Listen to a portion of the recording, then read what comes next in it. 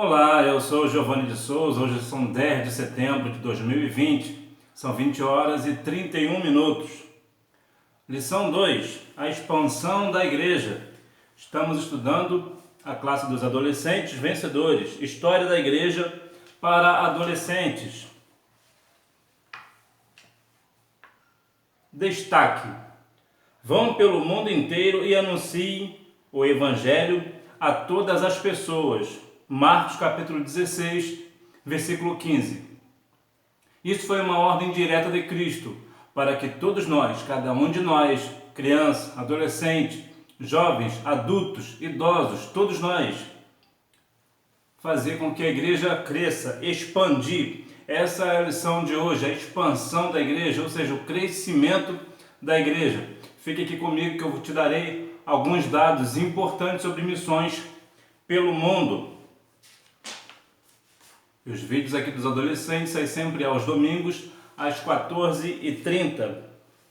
A igreja primitiva, em seu nascedouro, conforme lemos em Atos 2 e como vimos na aula passada, era uma comunidade pura em caráter, avivada espiritualmente, dotada de uma fé poderosa, cheia de amor e ousadia, mas havia um pequeno defeito, que foi sanado em pouco tempo. Faltava-lhe o zelo missionário. Esta é a lição número 2 do dia 11 de outubro de 2020. E é um tema bastante interessante para trazer para adolescente, uma vez que muitas das vezes as pessoas menosprezam a classe dos adolescentes, o grupo de adolescentes num todo. E muitas das vezes o adolescente pode se perguntar: mas o que eu, adolescente, posso fazer para a obra missionária? Bom, eu vou te responder: mais do que você possa imaginar. Quando nós estamos numa igreja que é formada em amor, cheia do Espírito Santo, nós também precisamos ter um zelo com os outros, porque conhecer Jesus é um privilégio, fazer outras pessoas o conhecer é uma responsabilidade. E de quem é essa responsabilidade? É da igreja, de cada um de nós, não é só do pastor, não é só daquela equipe de missões, é de todos nós. E o que é missões?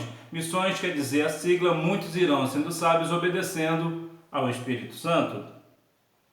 E vemos aqui a questão de missões. Para você ter uma ideia sobre a questão de missões, eu posso falar com segurança que, é claro que toda regra existe uma exceção, mas geralmente o cristão ele gasta mais com refrigerantes, doces e até pet shop do que com missões.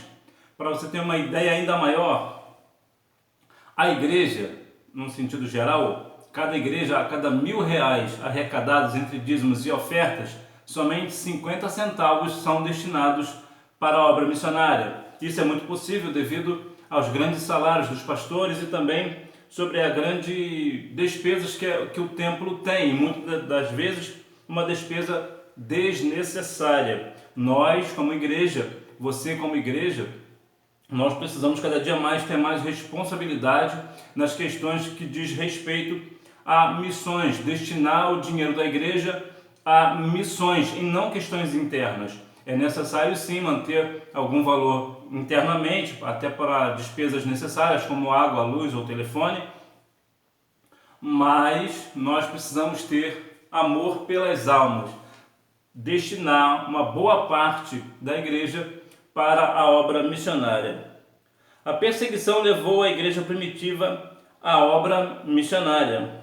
Essa perseguição que levou a igreja primitiva a espalhar-se pelas nações vizinhas e, consequentemente, dedicar-se à obra missionária está registrada em Atos capítulo 8, versículos 1 e 4. Diz a Bíblia que devido à primeira onda de perseguição contra a igreja que estava em Jerusalém, houve uma dispersão e todos os cristãos, menos os apóstolos, foram espalhados pelas regiões da Judéia e da Samaria. Ou melhor, de Samaria. Diz o versículo 4 que essa dispersão da igreja levou à expansão da mensagem do Evangelho. Aqueles que tinham sido espalhados anunciavam o Evangelho por toda parte. Você está na sua casa, no seu lar, no templo, na igreja. E às vezes você não pode ter a dimensão do que isso reflete para nós. Quando a igreja é perseguida, ela cresce. Na verdade eu falei Samaria, é Samaria, tá, gente? É Samaria. Ela precisa expandir, mas quando a igreja é perseguida, ela acaba crescendo mais. Porque quando nós somos perseguidos, nós precisamos nos espalhar.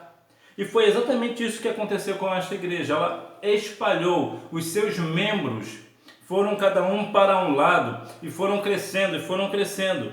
E isso é algo que precisa acontecer também nos dias atuais. Temos hoje países, por exemplo, aí afora, que é muito difícil de pregar o evangelho. A Coreia do Norte é o principal país, é o país mais difícil do mundo de se pregar o evangelho lá. Se você for pego na Coreia do Norte com uma Bíblia, você é no mínimo lançado num campo de trabalho forçado por 15 anos, só por estar com a Bíblia na mão, ou ser encontrado uma Bíblia na sua casa, por exemplo, só para você ter uma ideia da perseguição.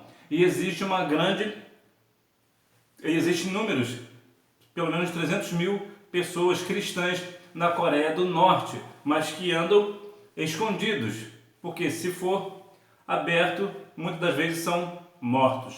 Eu deixarei aqui na descrição do vídeo pelo menos os 10 países onde é mais difícil de pregar o evangelho. Tem a Coreia do Norte, o Afeganistão, o Iêmen,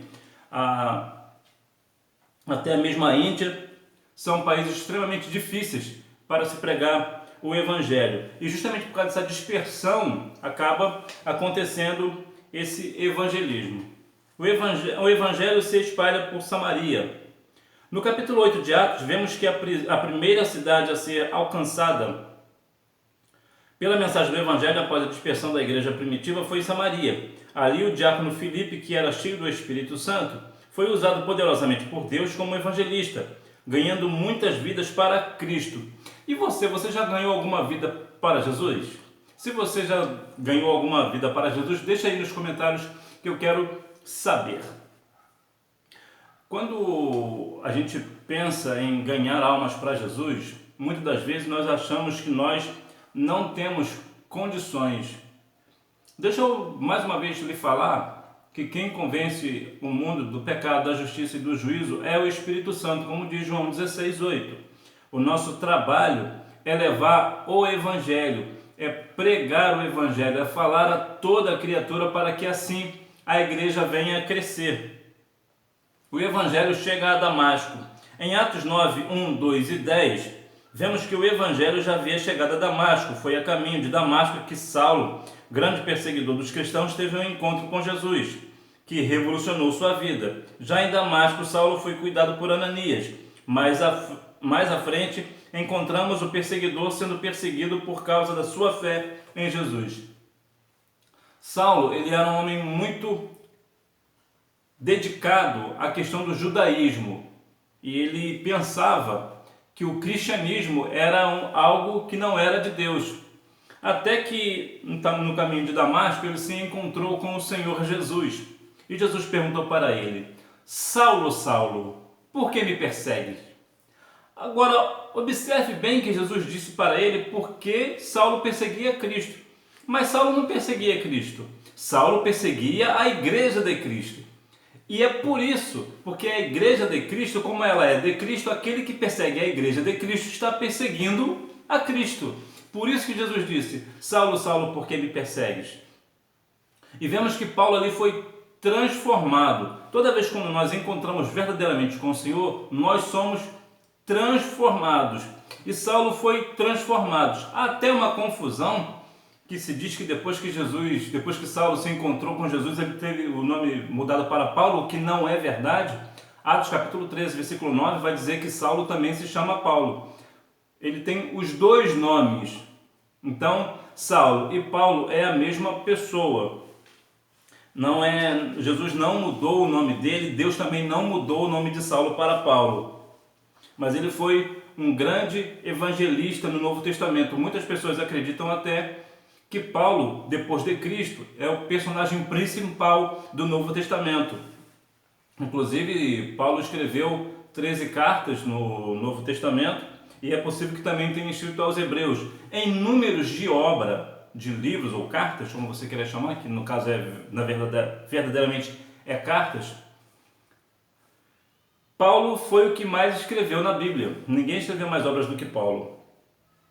O Evangelho em Cesareia. Até então, os primeiros cristãos, que eram judeus, hebreus, gregos ou prosélitos, como vimos na aula passada, pensavam que para algum gentil tornar-se cristão era preciso primeiro converter-se ao judaísmo para depois converter-se a Cristo. Ou seja, eles tinham o costume da questão judaica, do judaísmo. Eles achavam que tudo vinha através do costume da religião judaica, o que não é verdade. Não é verdade, não é por aí. Eles tinham um entendimento completamente equivocados. E muitas das vezes hoje, até nos dias de hoje, as pessoas, até mesmo aqui no Brasil, acreditam que para ir a Cristo precisa de fazer tantas e tantas coisas, fazer coisas mirabolantes, pensar em coisas, em situações, em tradições e tudo mais, onde na verdade nada disso é necessário. Nós podemos ir direto a Cristo, porque Ele é o caminho, a verdade e a vida, e ninguém vem ao Pai senão por Ele. João 14,6. Então vemos que as pessoas tinham um entendimento equivocado do Evangelho em Cesareia. O Evangelho em Antioquia, Fenícia e Chipre.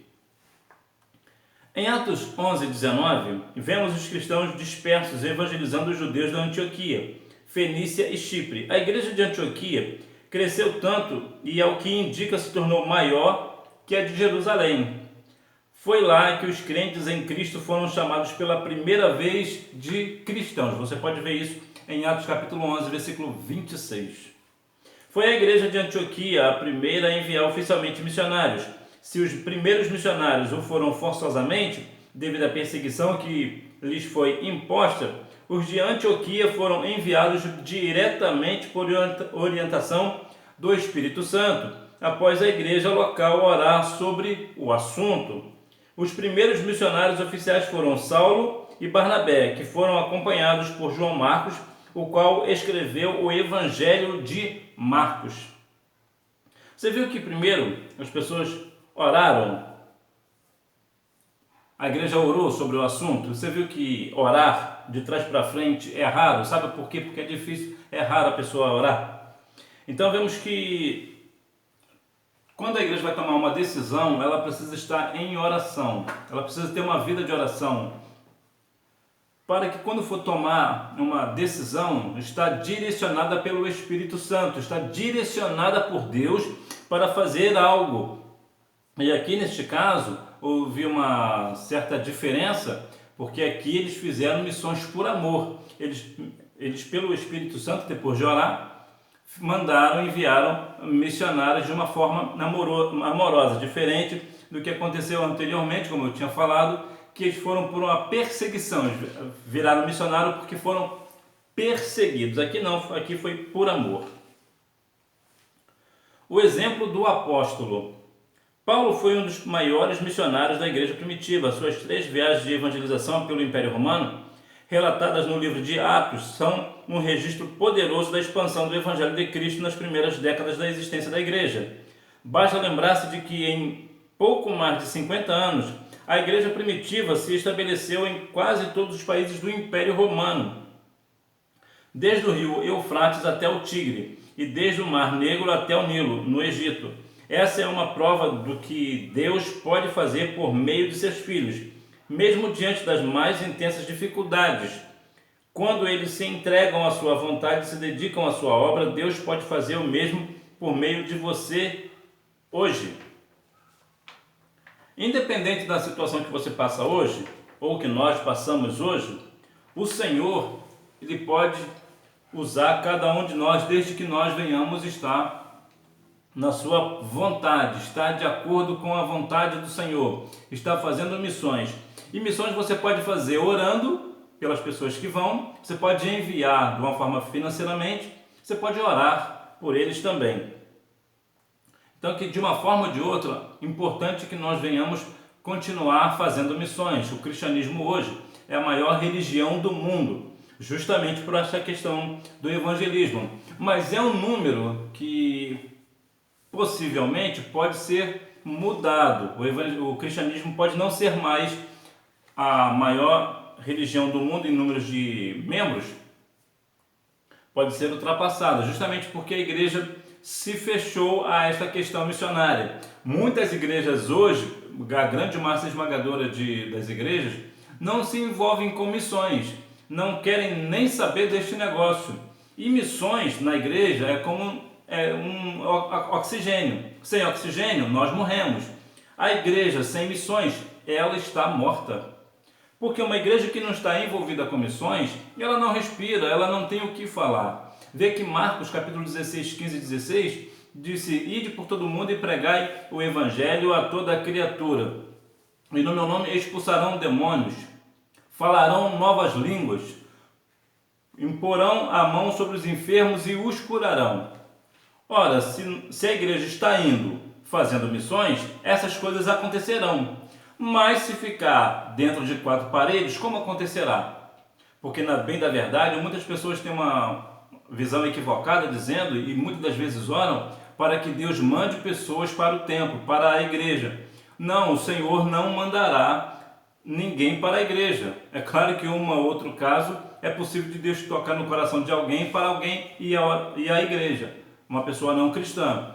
Mas o papel da igreja é levar o evangelho de Cristo para a rua, é sair da igreja, é sair das quatro paredes e levar o evangelho a toda a sociedade, a todo mundo. Nós, como igreja, precisamos mais do que nunca levar a palavra, porque há muitas pessoas, dezenas de milhões de pessoas sedentas do evangelho, pessoas que nunca conheceram a Cristo. E alguns que conhecem têm dificuldade de estar na igreja. Eu me lembro de um caso que aconteceu na minha igreja há um tempo atrás. Nós estávamos fazendo missões com a mocidade e Deus falou algo para mim e eu fiquei muito surpreso com o que Deus me falou. Deus falou para que eu fosse na casa de uma jovem. No entanto, essa jovem estava conosco fazendo missões e aquilo me deu um nó. Eu falei: mas Senhor, como pode ela estar aqui conosco? E o Senhor falava para mim: vai na casa dela, a última casa que vocês visitarão será na casa dela. Bom, no final do evangelismo nós fomos à casa dela. E ela perguntou para mim assim: agora acabou? Eu falei: não, falta uma casa. Ela: qual casa que nós iremos? Eu disse para ela: nós iremos à sua casa. E chegamos lá, ela nos levou à casa dela. Chegamos lá, toda a mocidade, nós oramos com ela e ela se derramou em lágrimas. E ela disse que naquele dia ela estava muito triste, pensando em parar, porque ninguém notava a tristeza do coração dela, que o Senhor parecia que tinha se esquecido dela. Olha como é que Deus trabalha. Deus acabou usando a cada um de nós dentro de um grupo para ganhar a pessoa que estava no nosso grupo. Infelizmente, essa pessoa hoje já descansa no Senhor, mas estou passando essa experiência para você. Por quê? Porque cada um de nós, quando nós estamos junto com os nossos amigos, nós não sabemos o que anda no coração deles. Mas o Senhor revela, o Senhor esquadrinha o coração. E que Deus continue abençoando a sua vida, que toque no seu coração, porque missões nasceu no coração de Deus e você precisa que ele cresça no teu coração. Que Deus em Cristo continue abençoando a sua vida e que você tenha uma boa aula. Tchau!